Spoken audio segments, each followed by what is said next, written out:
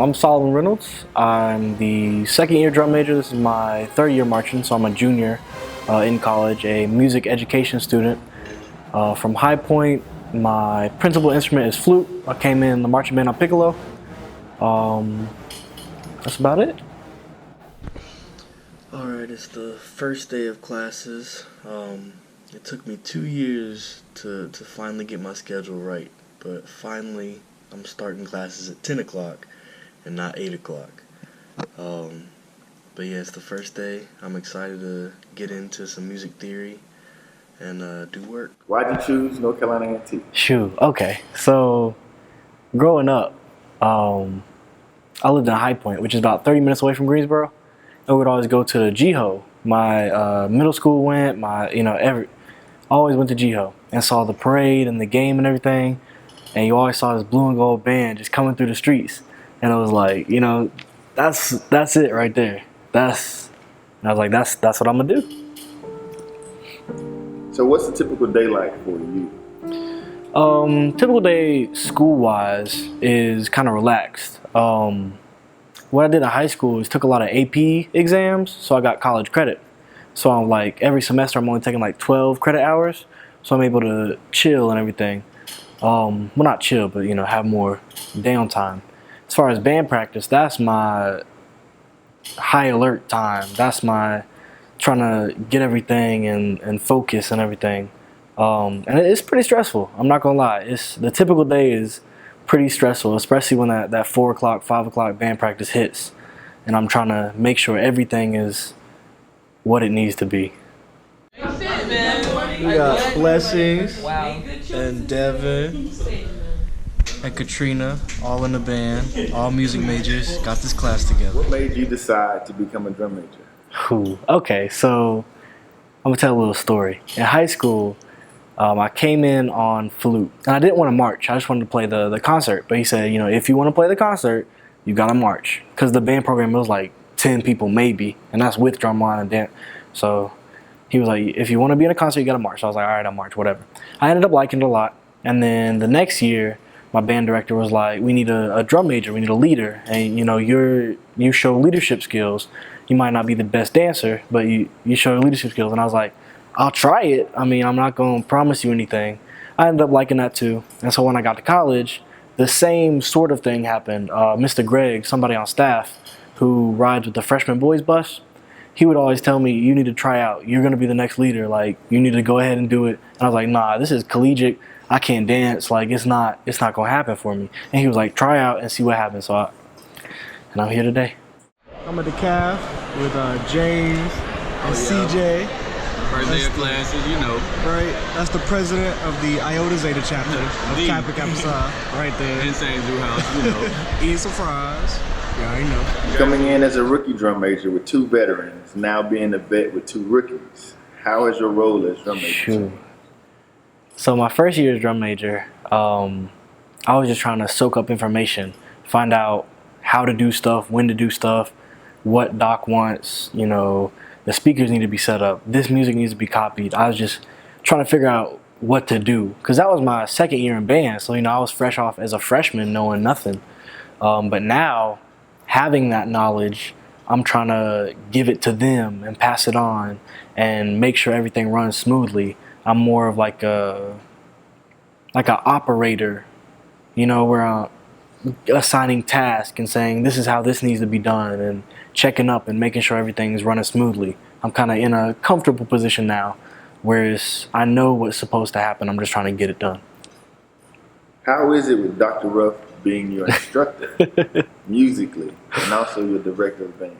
I'm very thankful for that, because I'm not too social. I'm not a social person to walk up in Doc's office and just start talking to him. So that kind of opened that gateway, because I have to see him every week for ensemble rehearsal, individual lessons where it's just me and him. So that opened that gateway for me to talk to him, and some real stuff has happened in those lessons.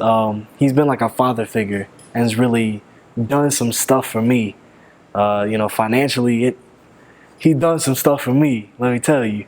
And so that grew that relationship. So being his drum major, I kind of know what he's about to say, so I can run off of his body language, you know. So that I think that's good stuff. So I went to 2 classes and lunch, and now I'm done for the day. The biggest piece of advice: take AP classes in high school. What that does is gives you college credit, and then you can just have a relaxed schedule. Like right now, I have 12 credit hours, 2 classes a day, and it's 1 o'clock right now, and I'm done for the day. I'm about to take a mean nap and then be ready for band practice at 5. How has your experience growing up prepared you for situations you faced as a drum major? That's an interesting question. I almost overslept. I totally forgot about my recital seminar class, so that's where I'm headed now, to recital seminar at 3 o'clock. Growing up was kind of rocky. So my dad left, and then in high school, my mom got a job opportunity in Texas. So when I was like 15, I was living with a friend. And so you kind of had to grow up fast, you know, going through high school without your parents immediately there. You know, you were just chilling with a friend. There were no rules, no restrictions. So I mean, I could have done anything, but it was up to me to say, all right, school first, let me get this done, and I'm going to ignore all that stuff. And I graduated valedictorian, so, you know, you got to push yourself. So getting to college, it's the same situation in band, where there's plenty of opportunities to do what you want. There's plenty of opportunities for me to go out on the field and say, I'm going to make a whole drum major routine, and we're going to get it as drum majors. You know, we're going to be tight on the field, and we're going to be the nastiest drum majors. The band, you know, they can do whatever. But coming from that background, you say, all right, let's take care of the band first. That's the bigger picture. That's what needs to be done. So you kind of have that mindset of taking care of business and leaving leisure to the side.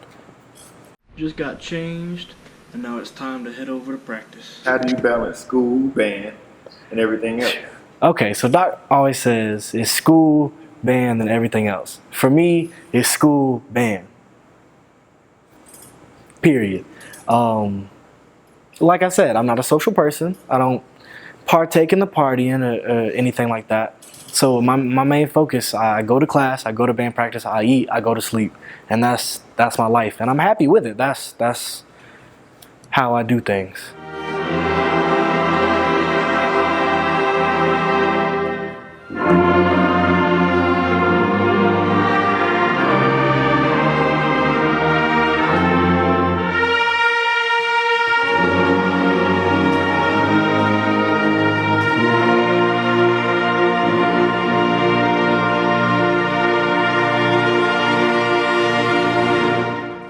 Being a second-year drum major, second-year member of Kappa Kappa Psi, how do you feel your leadership has grown?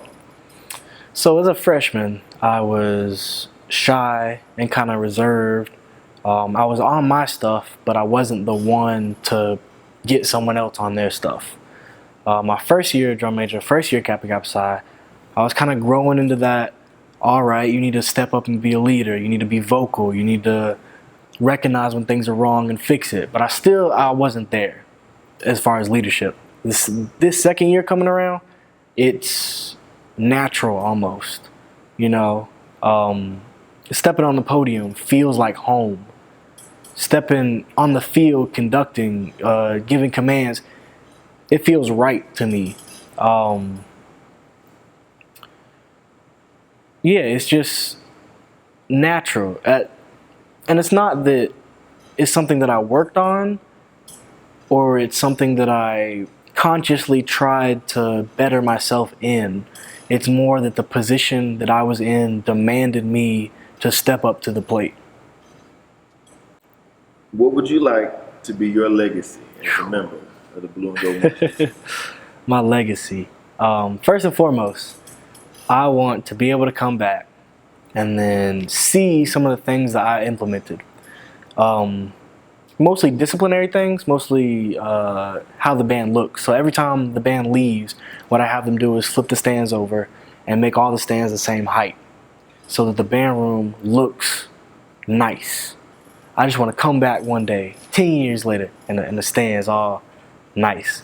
But aside from that, trying to create a legacy with the band, to be known as something, there's a lot of trash talkers in the HBCU community. There's a lot of, I want to be a band that is undoubtedly the best, that no one can say anything about, that you can't have no words. Like, you can try, you can be like, man, nah, they're just good. That's what I'm trying to establish.